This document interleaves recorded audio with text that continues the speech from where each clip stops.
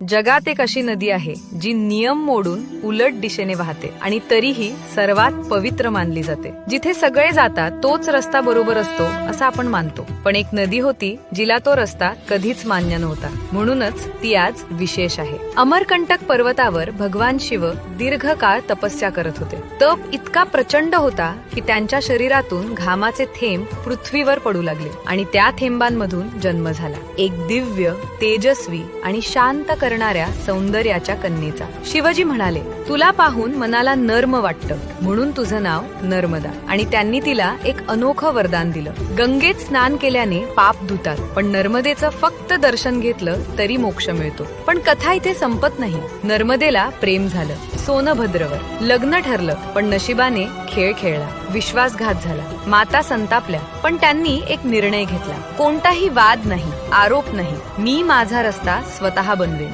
आणि जिथे सगळ्या नद्या पूर्वेकडे वाहतात तिथे नर्मदा पश्चिमेकडे वळली. नर्मदा आपल्याला एक मोठा धडा देते. जीवनात धोके येतील, लोक तुम्हाला मागे खेचतील, पण स्वाभिमान असेल तर तुम्ही स्वतःचा नवा मार्ग तयार करू शकता. आजही लाखो लोक नर्मदेची परिक्रमा करतात, कारण ती फक्त नदी नाही, ती शक्ती, पवित्रता आणि आत्मविश्वासाचं प्रतीक